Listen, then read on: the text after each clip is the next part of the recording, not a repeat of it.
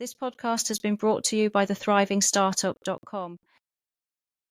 Hello and welcome to the Thriving Startup Podcast, the podcast that helps aspiring entrepreneurs just like you to start, grow and thrive in business. On today's episode, I am joined by a very special guest who is a co-founder of a consultancy business who helps their clients with their leadership and strategic requirements. Please join me in welcoming Mark Taylor.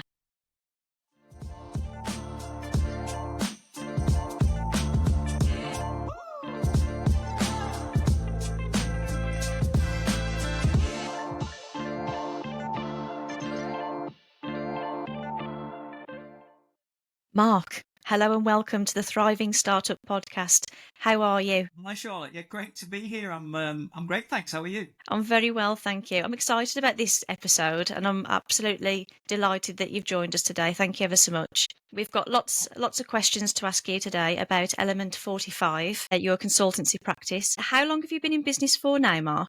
It's just coming up to a year. So the business formed the end of April last year. Yeah, over 10 months in now, about to celebrate our first birthday. Fantastic. Yeah, it's passed pretty quickly, I have to be honest. So what does Element 45 do? So Element 45 is a consultancy business that specialises in helping business with leadership development, with strategy problems and general performance improvement work.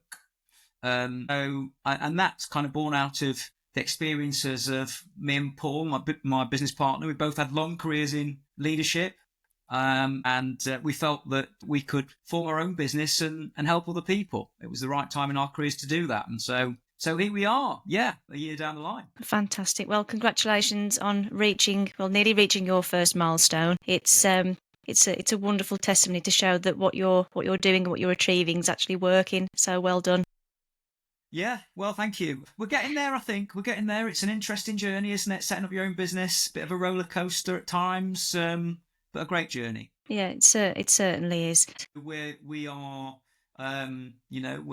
versatile. We move around. We spend time on our client sites. Most of our client work, to be honest, is in the West Midlands. Both Paul and I have got strong networks here, and the clients that we've taken on thus far are generally in the local area. And so we combine time on client sites with a little bit of time at home, not too much time at home, but some. But generally we're in the area, but we don't have our own Element 40. So you're, like you say, versatile. You can work remotely and work at client sites.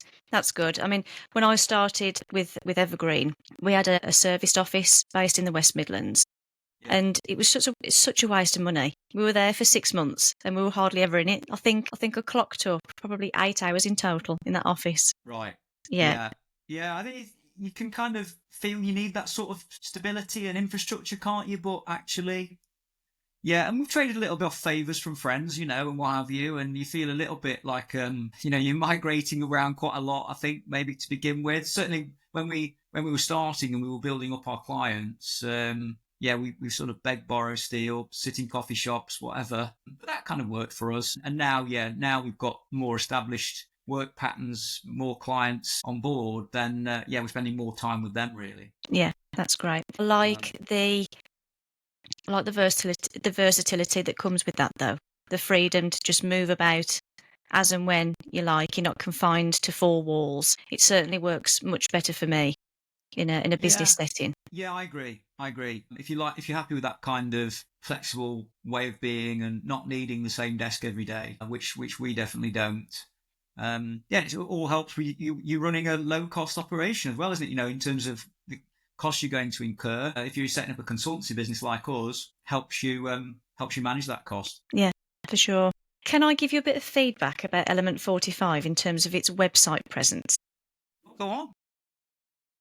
So for a startup business, it's incredibly impressive as a brand that's already established. So for the listeners who are joining us today, if you go onto element45.co.uk, you'll have a look at it, because the branding it's clean, it's sleek, it resonates with the audience that's actually visiting the site. And it's one of the most impressive startup sites that I've seen in a very long time. So well done if that's something that you and Paul collaborated on to build, or if you've instructed a developer to do it. It's very good. Well, Well, thank you very much, Charlotte. I really appreciate that feedback. So someone built it for us. So a guy Hmm. called Paul Grove, he's a local guy, helped us, um, and did great work. He took our idea, our concept, and turned it into what we've got. Yeah, I think he did it. I think he did a great job. You know, someone that Paul, another Paul, Paul, my business partner, knew.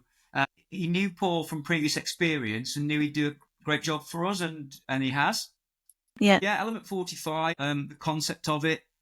Yeah, you think long and hard about how to name the business, or we did anyway, you know. And I've said to people, people say, "Oh, I like the name." And you go, "Well, yeah, but that's probably prototype number 811, because we did a lot of thinking about what to call the business." And actually, I cheated slightly because I stumbled across it by accident. I found this.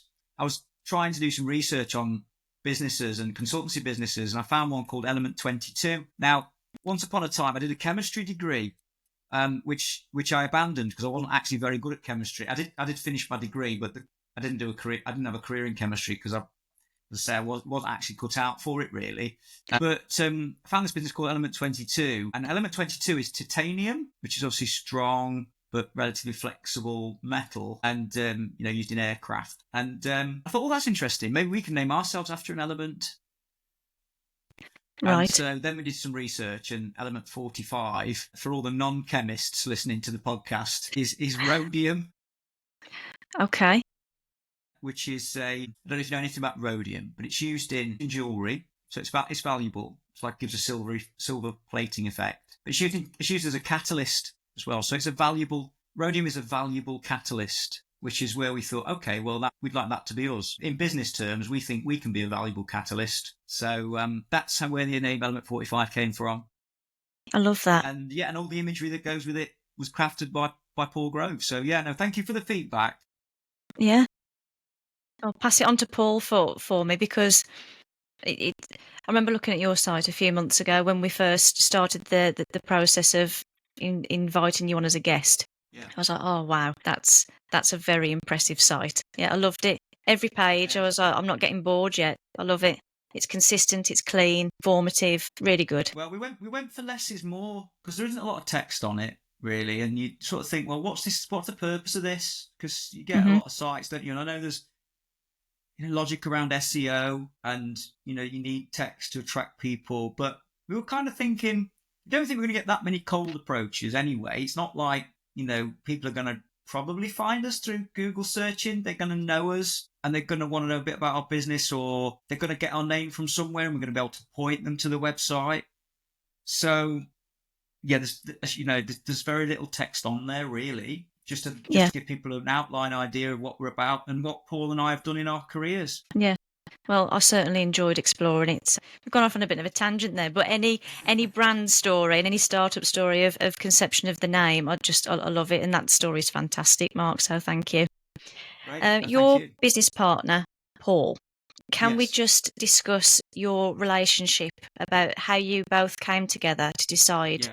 to actually form Element 45 and decide to work together? Yeah. So Paul, I guess some listeners may well know Paul. He's very high profile in the West Midlands because he was once upon a time chief executive of the Chamber of Commerce, and that's where I know him from. But also chief executive of Aston Villa. And if you've done those two jobs, then you're going to have a hell of a network in the West Midlands. Yes, absolutely. Which Paul has got. I didn't know him when he was at Villa, but I got to know him through. So when I was managing partner for RSM, my last employer in the West Midlands from 2016 onwards, and we just rebranded in 2016, and we thought that we had to get our brand better known and understood in the local market, and partnered with the Chamber to help us do that. So we had a close relationship as patron members of the Chamber to help promote the RSM brand, and that's where I got to know Paul. Wow. So I've known him for, what is it now, 8-9 years. We got along really well, shared love of football and other sports, and so yeah, our relationship built. And I guess a while ago, a couple of years ago, we both probably reached career crossroads at the same time, and we were talking about, well, what next? I've been at RSM for a very long time. Paul's had a more kind of varied career than me and has moved a bit more than me.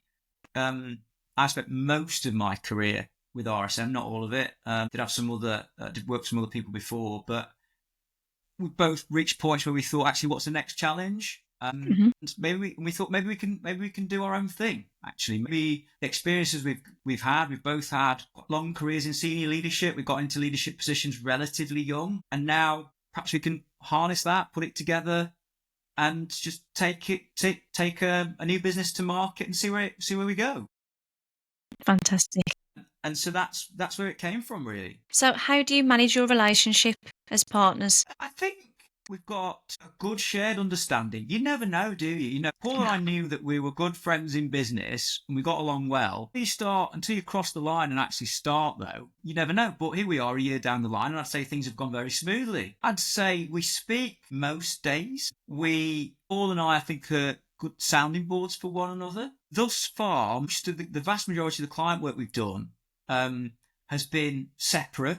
Paul's got clients, I've got clients. We both operate under the Element 45 brand. We market together. We try and promote the business together. But something that is for the future for us is how we can work more together on clients and how we can jointly work on projects. That's something that we aspire to do. We're about to actually, on Monday, we've got kind of a strategy session that the two of us are holding to look at, where we've got to. I think, we're both happy that we've made lots of progress and we've done what we hoped we'd do, as much as you can tell, and we don't want to over plan it. And you just, work has come forward that we wouldn't have expected, but that's just the way it was. You can't be too prescriptive in terms of what you expect. I don't think that's been a learning, but yeah, we'll be getting together and having a session to think about what year two brings and what we'd like to do a bit differently or as well as next week. But yeah, so we speak most days. We get together. We see each other in person probably, almost every week, I would say. We spend some time together catching up. Sometimes that's quite, informal. It might be quite short. It's not super structured, but there's a constant dialogue between us. And yeah, we're always talking about, new opportunities, new conversations that we've had. And I think, I speak for us both when I say it's working, it's working really well. So we're both happy with it, but more to do. We're also quite restless people though, and we'd like to do more and see what else we can achieve. But I think, pleased with the progress. Yeah. Well, I look forward to seeing the progress for year two then. Whatever comes out of that strategy session will be interesting, definitely. Yeah. Okay, so Element 45 was born. What actually pushed you to jump from the corporate world? I think if someone had said to me in 2003, Mark, you're now going to spend the next 20 years of your life working for this organisation, I'd have said, there's no chance that's going to happen, because at that point I'd worked for two employers and they'd both lasted for 3 years. They'd both been good and I'd enjoyed both the jobs. One was, I joined Sainsbury's when I graduated, having kicked chemistry into touch, went to work for a supermarket, which my parents couldn't quite understand. But I did 3 good years with Sainsbury's. And then I went to work for EY. I moved into professional services world. I worked for EY for 3 years. But I spent 20 years at RSM. I love variety. I love change. I love doing different things. I don't like doing the same thing for too long. But what RSM did give me that, I worked lots of different jobs over a 20-year period, and there's always a new challenge to move on to. So it's lots of jobs in one. I mean, people who don't work in the accountancy industry might look at it and think, must have been repetitive and boring and, the same thing over and over again. But it wasn't like that. It wasn't like that. I did lots of different roles around the country, different tasks, and it was great. A couple of years ago, I probably reached a point where I thought, actually, I don't see what my next challenge is here. I can't see another role that's going to suit me. I've finished what I'm doing in my present role. It's coming to an end. I've been part of transforming the business in the Midlands, recruiting new people. We had to bring in new senior people to take the business forward because we had quite a number of retirements in senior positions. I felt that project had kind of finished. And I just thought, I've always thought for a long time that one day I'd love to have my own business. I didn't want my career to pass without having a go at that and experiencing it. And this seemed to be the perfect opportunity. And Paul felt similarly. And so I had lots of time to think about it. Certainly didn't do it hastily. Had a long notice period as well to think about it, which I worked through and helped make sure that everything was in order and in place with RSM. Everything was handed over properly. My successor was lined up and all that was dealt with well. Yeah, I just felt, I'm someone I'd like to take that kind of, felt in a position where I could take the plunge, give it a go. I've always been someone, the kind of Dr. Pepper mentality of what's the worst that can happen. Yeah, that's good. And yeah, absolutely no regrets. It was just time for me to move into a different position, and yeah, I'm really glad that I have. I love that when you get to that position in particularly in the corporate world where you sit down and you go, the reality is I have done all that I possibly can, and my pull of purpose is gravitating to something else. Once you have that little niggle that starts, and once it's there, it's really, really hard to shift. So yeah, if you can walk away, integrity intact, job done, on to the next mission, it's very fulfilling. Yeah, that was totally how I felt. And I just felt I couldn't, I felt not adding as much value as I used to because I've done it, and I can't just be a hamster going around on a wheel. It's not me. And yeah, it wasn't an easy decision because got lots of great relationships. Big network internal to that business. It's a big business. It's over 5,000 people these days. And I Wow. had a really good, I knew a lot of people, a lot of friends there. But yeah, I couldn't, I felt mentioning I was also heading towards my 50th birthday, which I've now passed. I felt, it's a new kind of decade for me, new challenge. And yeah, that seemed to all align quite well. But, felt, yeah, had a great time there, did what I could, contributed, time to move on. Yeah. So now that you are in the waters of owning your own business and running your own business, what do you enjoy most about it? I think the liberation, Hmm. being in complete control. I think, being a senior person in an accountancy firm is a lot of freedom and autonomy in that also, but this is a different level of autonomy, I think, and it's Yeah. um there's the scope to shape things. There's no upwards accountability. There's sideways accountability between me and Paul. We can knock Yeah. around ideas. And we started talking about a new idea last week. Um, which is a kind of an iteration on something we've been thinking about for a while. But we think that this new form of it might actually be the best route to take. And we've got complete freedom now to sit down on Monday, a few days later, and really thrash it out and think about, well, what part is that going to play in our year 2 development? Yeah. And that freedom just to act, move at speed in an unconstrained way. Yeah, I come from a background of obviously working in a financial environment in accounting practice for a long time, and a lot of good disciplines.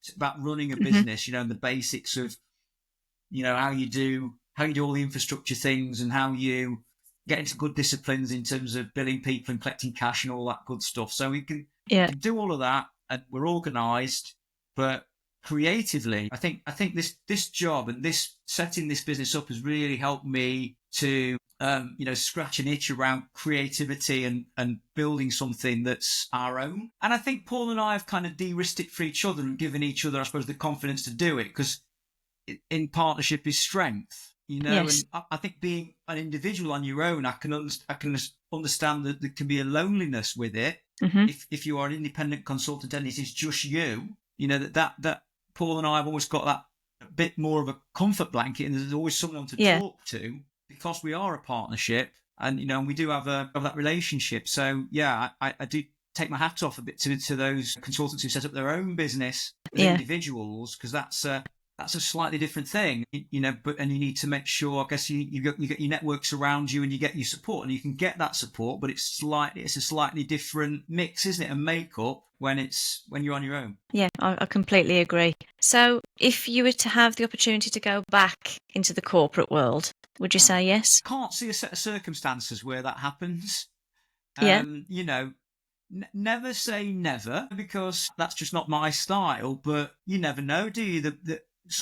An opportunity could come up in the future. I don't see it anytime soon. I think it's highly unlikely. I love this way of life. I like the freedom, and this is suiting me extremely well at this time in my career. Feel very fortunate. I've got almost sort of best of both worlds at the moment, because I've taken on one large client that's taken up 50% of my time, which is Yeah. working with an accountancy firm, Bishop Fleming, to help them set up and build an office here in Birmingham. A bit like having a proper job, in that it's a client Hmm. that I'm working with a lot of the time, and it's taken up a big. But I'm also working with other people as well, and that's not permanent. That is for probably a reasonably long, but a fixed period. Not Yeah. forever. Yes. So I wouldn't rule out that it could happen, but I don't foresee it. Yeah. yeah, very, very happy with the model that we've got and the flexibility it allows. Yeah.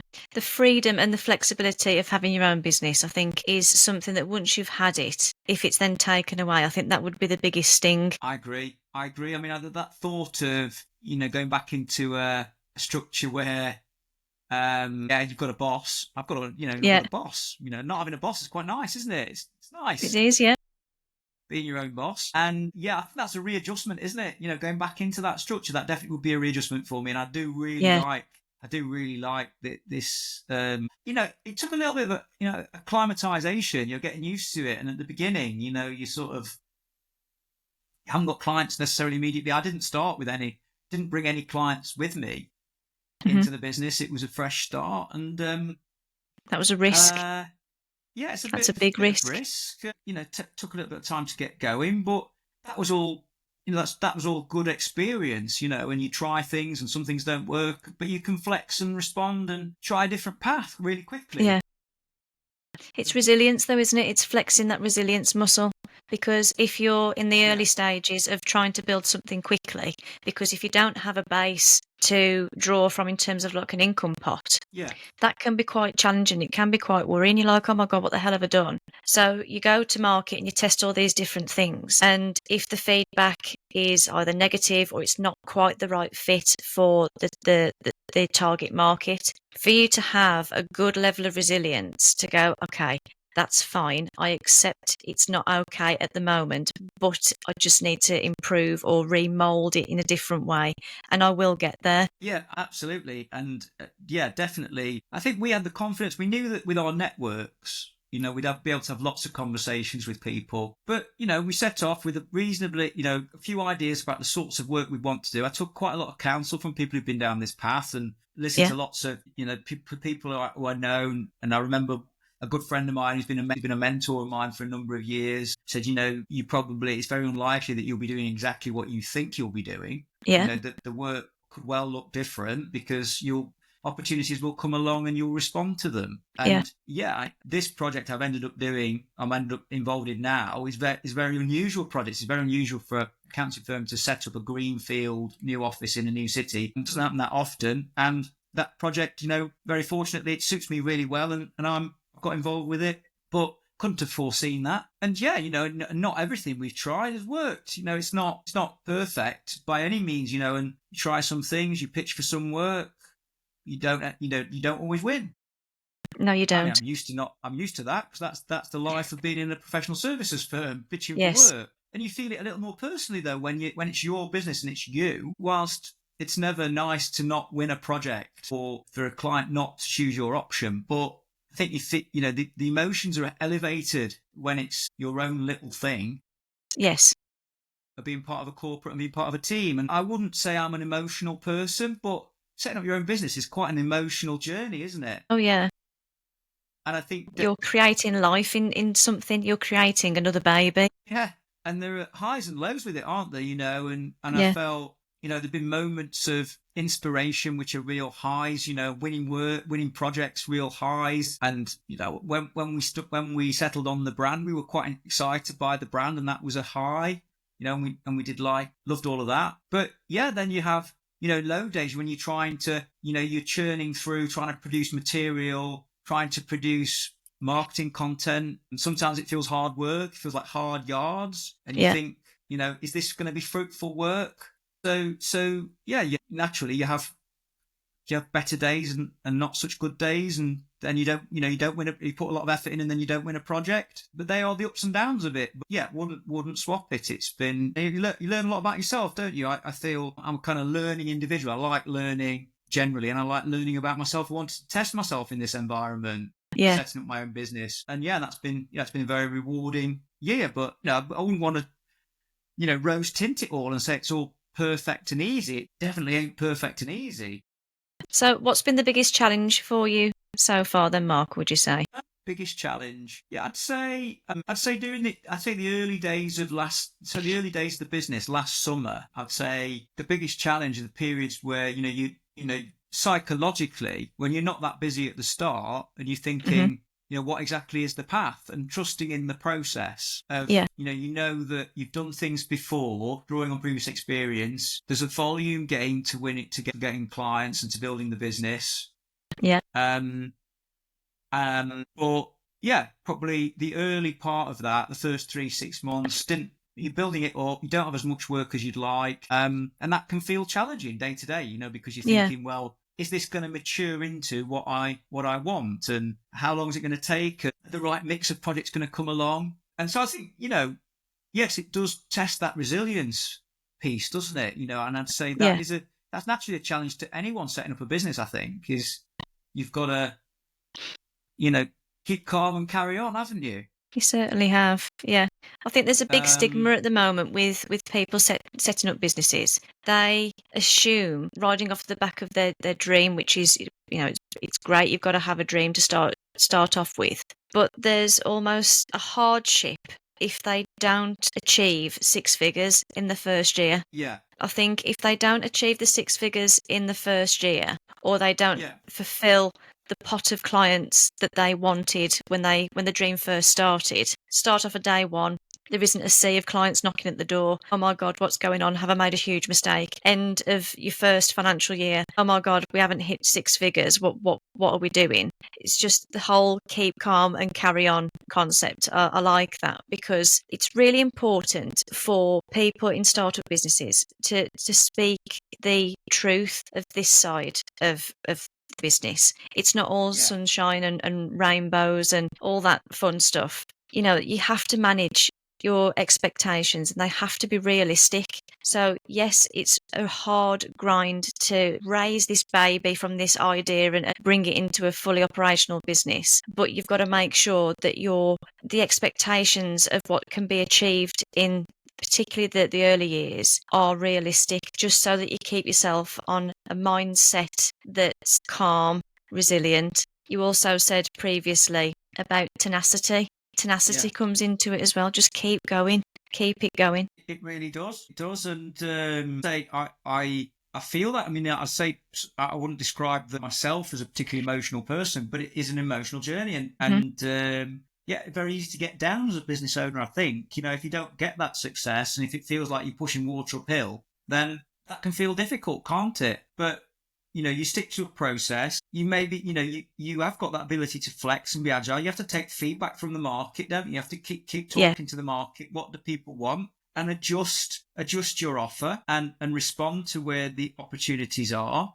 And keep going. But you're going to have setbacks. You're going to have disappointments and more difficult days. That is part of the landscape, isn't it? yeah, Yeah, and I feel fortunate that yeah, I've got in Paul, got a partner that when you do have those more difficult times, we can talk about that, think about it, and respond rationally and keep going. Yeah, yeah. No, I felt at the beginning what we both talked about. What we'd really like is to get one or two foundational clients that would last for a while, and then you can top that up with smaller projects to help you manage the capacity. Because then you become very, very aware of capacity. Because you look and think, well, if it's a month where you've got no holidays and you say there's roughly 20 working days, how do you want to distribute that 20 days? How many of them do you want to be doing client work? How many different clients do you want to be working with at a given time? What time do you need left over to do admin and marketing and other things, attend events, whatever, conference, training, whatever it yeah, is? That's become, whilst that utilization thing and capacity was always a feature of working in a professional services business. I think it moves up a notch when it's so stark because it's your yeah, life and only your life. And Paul and I, the type of work we're doing, we're looking to sell our senior leadership expertise, having been there. So yeah, we're not trying to scale the business. We're not trying to employ anyone. Doesn't really lend itself to having more junior team members because we're saying we want to advise on a peer-to-peer level about on the kind of problems that we're familiar with, strategy and leadership problems. yeah, So you can't really say I've sold you this project, but actually my colleague Sally's going to do it and she's 25. That's not credible, is it? It's not something that scales no, easily. You can't really have that. So yeah, lots of dynamics like that. I think when you're getting going. But yeah, now having got that sort of foundational, I've got one client that I'm spending quite a lot of time on. It's likely to last for a while, and Paul's got a similar situation. Obviously, that feels more comfortable then, because then you've got something. We're not in that constant feast and famine of find a piece of work, do it, finish it, look for another one, up and down all the time. Which I Yeah. think for consultants, you want to break out of that, don't you, if you possibly can. Yes, you do. Yeah. If you can get clients that last, yes, you're always going to have some that are just smaller interventions that don't last. But if that's your upper layer, Yeah. if you've got that foundation, then great. And fortunately, we've managed to find clients that put us in that position. Well, it's having a business model that's backed by recurring revenue. That's the dream, isn't it? Yeah. Have the recurring revenue, and then you can breathe a little bit. Recurring revenue makes a big difference, doesn't it? If you're not week to week, month to month thinking, actually, am I going to be busy enough? What cash am I going to be collecting this time around? Yeah, that's what we wanted to break out of. Unfortunately, we're in that position now, and it's sustaining that and building on it.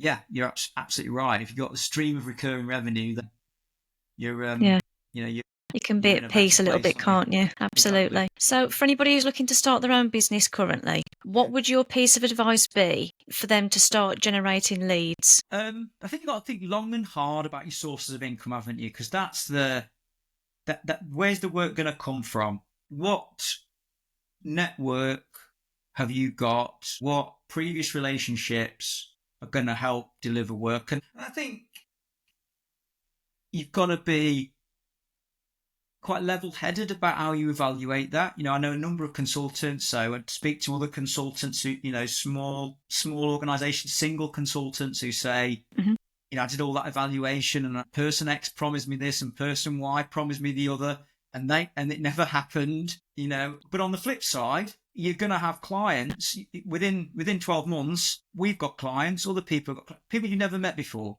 People emerge, contacts are made, sources of work materialize from maybe indirectly or through another relationship, and you just can't forecast all of that. So I think you've got to have a process and a thought about the kinds of people you want to talk to, where work's likely to come from, but you've got to also be prepared for disappointment. That you may think, I've had people I thought, that person, that's a really likely source of work, and it's proven not to be. Circumstances are not right, but you've got to keep on at that. You've got to keep at that level of activity going on. But I've got an opportunity, a chance introduction through someone that reached out to me in the banking sector, introduced me to another guy, who's then introduced me to another guy.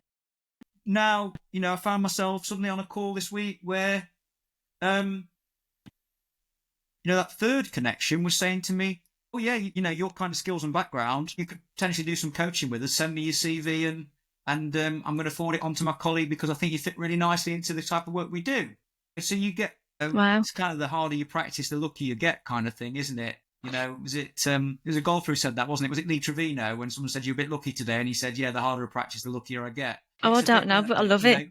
You just got to keep going, haven't you? Keep doing stuff. Yeah. And that's the secret with winning work, I think, is it's volume, isn't it? You keep going, keep talking to people, keep explaining what you do, keep making the connections, and you will get outcomes eventually, good outcomes. So you mentioned the network, and I completely agree with you, by the way. So your network is such a powerful tool for speaking to people, getting introductions, etc. So have you ever found it almost nerve-wracking to speak to anybody in your network to explain what services Element 45 offer and to try and convey that in a message that they understand what it is that you actually do, so that they can either think, right, is that something that we could benefit from, or they could then pass that on and refer you into somebody else? I wouldn't say nerve-wracking. I would say there's a kind of constant sharpening, though, and an evolution of what you say to people. And certainly, in the early days, I was sort of saying to myself, Mark, you need to get sharper with it. You need to get sharper and clearer and think more, nail down exactly the proposition. Now, people talk about the, elevator pitch and all that sort of stuff, don't they? But it is being clear about what we are and the kinds of problems we solve. And some people need that. You need to put yourself in people's shoes sometimes and explain that. And sometimes the way you articulate it just doesn't land. And you've got to, I think that's always a really important question to be asking yourself is like, what's this person that you're explaining it to? is this really going to hit home? Are you Yeah. explaining it in language that resonates with them? And so I'm always happy to talk and explain about what I do, but I'm conscious that, don't get it right every time. And Yeah. think, always important to reflect back and think, actually, what could I have done better, or how better could I have Yeah. explained and come across in terms of the kind of problems I can solve? And I think that's it. You see that, in my experience, not just in, in our business, certainly in working in professional services, people who, you're trying to respond to an issue, you're trying to make sure you understand that the client's got the issue. What's the issue the client's got, and respond to that, rather than, I've got a solution looking for a problem. Yes. And making sure that you understand what the issue and challenges that the organisation you're talking to has got, wherever possible. If you can get into that kind of conversation, and then you can respond better to it, can't you? Then that circumstance, and demonstrate how your expertise and experience can help them with it. Well, the pitch needs to resonate, doesn't it? For it to land on their ears, it needs to resonate. And I think my advice to anybody who's looking to actually craft their elevator pitch in a networking space, they need to be able to convey it in a way that's so easy and clear to understand what it is that you're offering or you're selling. Yes. So that they can take it away and it's lasting, but then they also understand it enough to then share it for somebody else. Yeah. That it's as simple as that.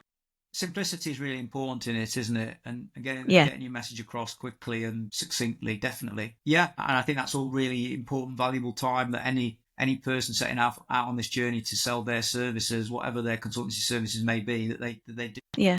Well, Mark, I've really enjoyed our time with you, so thank you ever so much. Just before we close, what's next on the horizon for Element 45? Yeah, so I think Monday will be an important milestone in all that. I think for me personally, certainly part of what I'll be doing, looking forward this year. Last year I spent some time investing in my coaching skills, did a coaching qualification. I love doing that. Brilliant. I've done quite a bit of coaching throughout my career, but I wanted to formalise my skill set in that area. So I went to Henley Business School and studied coaching. So I haven't really marketed myself as a coach very actively yet. I want that to be part of the mix of work that I do. So certainly as part of the journey this year, I'll be doing that, looking for people, coachees. Particularly, I think, given my background in professional services, some of them are likely to come from that kind of background. So not exclusively, but that's one thing I'll be looking for. Yeah, and Paul and I will be continuing to innovate, and hopefully we can find that area of work. We've got some good ideas, I think, about where we can work together on particular clients, and that's an exciting new chapter for us. And we'll be taking that forward next week. Excellent. Good luck with your strategy session. Can't say strategy now. Good luck with your strategy session, and we'll look forward to seeing the progress of Element 45. Thank you very much, Charlotte. It's been great to join you, and thanks for having me on. No, thank you ever so much for your time. Take care. Thank you. Bye-bye.